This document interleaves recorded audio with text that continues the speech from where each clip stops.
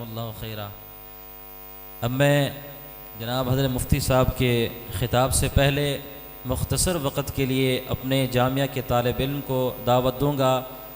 حضرت مفتی صاحب بھی اس کی حوصلہ افزائی فرمائیں گے، اسٹیج پر تشریف فرما علماء کرام اس طرح حضرت خواجہ صاحب بھی حوصلہ افزائی فرمائیں گے۔ میں دعوت دوں گا ہمارے جامعہ کے طالب علم محمد عبداللہ بن مفتی شاہ نواز صاحب، وہ مائک پر آئیں اور آپ حضرات کے سامنے مختصر وقت میں اپنا خطاب پیش فرمائیں گے۔ عبداللہ بن مفتی شاہ نواز صاحب۔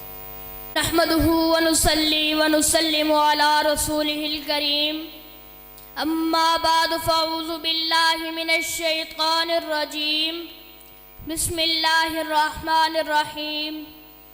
قال الله تبارك وتعالى في القرآن المجيد والفرقان الحميد، انما يخشى الله من عباده العلماء، وقال النبي صلى الله عليه وسلم ان العلماء ورثة الانبیاء، او کما قال علیہ الصلاۃ والسلام۔ یہ علم و ہنر کا گہوارہ تاریخ کا وہ شہپارہ ہے، یہ علم و ہنر کا گہوارہ تاریخ کا وہ شہپارہ ہے۔ ہر پھول یہاں ایک شعلہ ہے، ہر سرو یہاں مینارہ ہے۔ کوثار یہاں تب جاتے ہیں، طوفان یہاں رک جاتے ہیں۔ اس کاخ فقیری کے آگے شاہوں کے محل جھک جاتے ہیں۔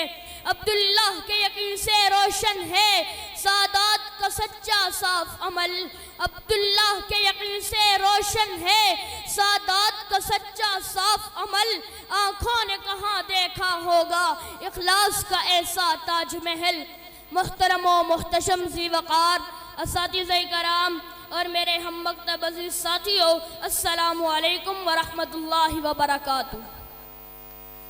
آج میری تقریر کا موضوع بڑا اہم ہے جو دینی مدارس کی اہمیت کے عنوان سے معنون ہے۔ سامعین گرامی، اسلامی معاشرت میں دینی مدارس کی کیا ضرورت و اہمیت ہے، کوئی بھی ہوش مند مسلمان اس سے ناواقف نہیں ہے۔ ان مدارس دینیہ کے ذریعے نہ صرف اسلامی اخلاق و خصائل زندہ و تابندہ ہوتے ہیں، بلکہ اسلامی علوم و فنون کی ترویج و اشاعت جیسا مبارک عمل بھی اسلامی معاشرہ میں جاری رہتا ہے۔ پھر یہ بات بھی روزے روشن کی طرح واضح ہے کہ قرآن و حدیث کی تعلیمات کے بغیر کسی اسلامی معاشرہ کی بقا و تشکیل اور اس کے قیام کا تصور نہیں کیا جا سکتا۔ اسلامی تعلیمات ہی پر کسی اسلامی معاشرہ کی بنیاد اور داغ بیل ڈالی جا سکتی ہے۔ حقیقت یہ ہے کہ آج پوری دنیا میں خصوصاً بر صغیر پاک و ہند میں اسلام کی جو روشنی نمایاں نظر آتی ہے، در حقیقت وہ انہی مدارس کا فیض و اثر اور مرہون منت ہے۔ چنانچہ خستہ حال تعمیر میں قائم چھوٹے سے چھوٹے مدرسہ سے لے کر عظیم الشان تعمیر کی بڑی درسگاہ تک میں قرآن و حدیث کی تعلیم کا نظر نواز منظر بچوں کے قرآن پڑھنے اور طلباء کے حدیث و فقہ سیکھنے کی صورت میں آپ کو یکساں نظر آئے گا۔ سامعین گرامی، آپ میرے ادارے جامعہ رحیمیہ حسینیہ میں پڑھائی کے اوقات میں تشریف لائیں تو آپ کو نظر آئے گا کہ ایک ہی چھت کے نیچے قرآن حال میں سینکڑوں بچے قرآن کریم کی صدائے بلند کرتے ہوئے نظر آئیں گے۔ اگر آپ دارالاقامہ کی طرف تشریف لائیں تو آپ کو نظر آئے گا کہ قال رسول اللہ صلی اللہ علیہ وسلم کی صدائے بلند ہوتی ہوئی آپ کو نظر آئیں گی۔ سامعین گرامی، امیر کا بچہ بھی آپ کو نظر آئے گا، غریب کا بچہ بھی آپ کو نظر آئے گا، مزدور کا بچہ بھی آپ کو نظر آئے گا، ریڈیو ٹھیلا لگانے والے کا بچہ بھی آپ کو نظر آئے گا۔ اس ادارے کے محتمم مولانا محمد فاروق صاحب نے ایک ہی چھت، ایک ہی طرح کی چھت اور ایک ہی طرح کی سہولیات بغیر کسی امیر غریب کی تفریق کیے مہیا کر رکھی ہے۔ آپ آئیں، آپ کو کوئی فرق اور کوئی امتیاز نہیں ملے گا۔ یہ ہے ہمارے مدارس کی شان۔ سامعین گرامی، لیکن آج ان دینی مدارس کے خلاف پروپیگنڈا زور و شور پر ہے، ان پر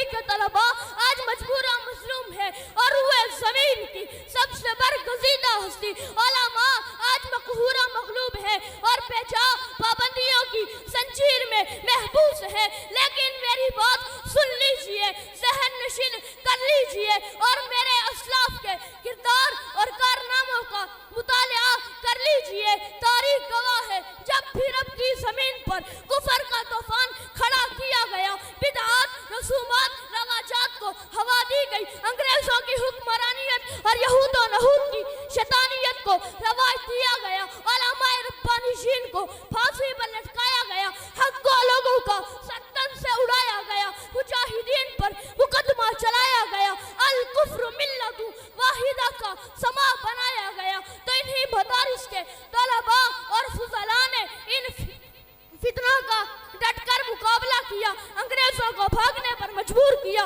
ظلم و جبر کو دفع کیا, اخوت اور بھائی چارگی کو عام کیا, سنت کا پرچار کیا, اسلام کا پرچم بلند کیا اور وَقُلْ جَاءَ الْحَقُّ وَزَهَقَ الْبَاطِلُ إِنَّ الْبَاطِلَ كَانَ زَهُوقًا کا سما عیاں کیا, جس کی چمک دمک آج مشرق سے مغرب تک اور شمال سے جنوب تک نظر آ رہی ہے.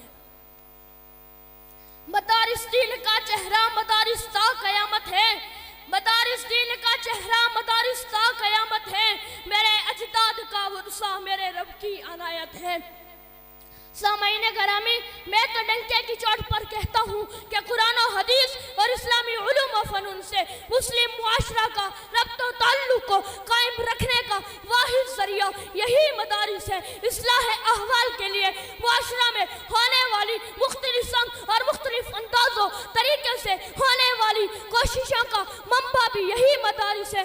الغرض دینی مدارس کے بغیر امن و امان کا قیام اور اسلامی تشخص کی بقا مشکل ہی نہیں بلکہ ناممکن ہے. میں تو کہتا ہوں کہ دینی مدارس ملت اسلامیہ کا سرمایہ ہے اور دینی مدارس ملت اسلامیہ کے محسن ہے. سچی بات تو یہ ہے کہ مجھے اللہ کا تعارف بھی مدرسے نے کرایا.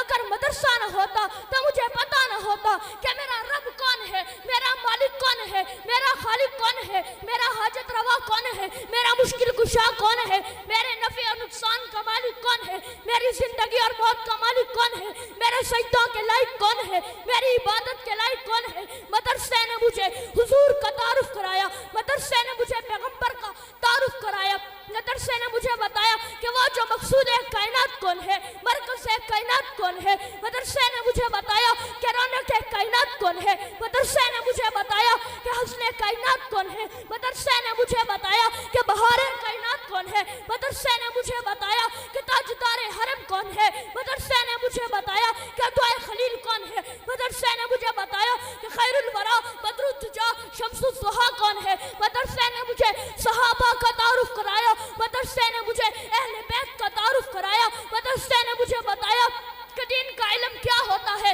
مدرسے نے مجھے بتایا کہ میری ماں کا کیا مقام ہے. مدرسے نے مجھے بتایا کہ میرے باپ کا کیا مقام ہے. مدرسے نے مجھے بتایا کہ میرے اساتذہ کا کیا مقام ہے. اگر مدرسہ نہ ہوتا تو مجھے اللہ کا پتہ نہ چلتا. اگر مدرسہ نہ ہوتا تو مجھے حضور کا پتہ نہ چلتا. اگر مدرسہ نہ ہوتا تو مجھے صحابہ کا پتہ نہ چلتا. اگر مدرسہ نہ ہوتا تو مجھے اہل بیت کا پتہ نہ چلتا. اگر مدرسہ نہ ہوتا تو مجھے حلال و حرام کا پتہ نہ چلتا. توجہ میری طرف, اگر مدرسہ نہ ہوتا تو مجھے صدیق کی صداقت کا پتہ نہ چلتا, فاروق کی عدالت کا پتہ نہ چلتا, عثمان کی سخاوت کا پتہ نہ چلتا, حیدر کی شجاعت کا پتہ نہ چلتا. اگر مدرسہ نہ ہوتا تو مجھے حسن و معاویہ کی سیاست کا پتہ نہ چلتا. اگر مدرسہ نہ ہوتا تو مجھے کیسے پتہ چلتا کہ ابو عبیدہ بن جراح امین امت بنا تھا. اگر مدرسہ نہ ہوتا تو مجھے کیسے پتہ چلتا کہ بلال حبشے کا عام غلام تھا.